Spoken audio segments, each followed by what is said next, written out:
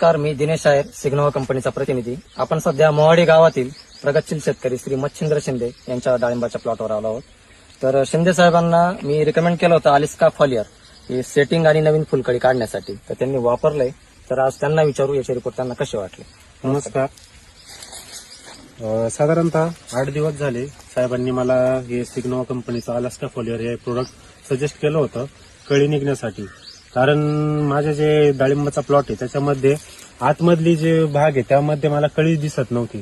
तर साहेबांचा माझ्याकडे चक्कर झाला. साहेबांनी मला सांगितलं की आपला असं एक प्रोडक्ट आहे अलास्का नावाचं, तर तुम्ही त्याचा यूज करा, त्याने तुम्हाला आतील भागामध्ये पण तुम्हाला कळी निघण्यास मदत करेल.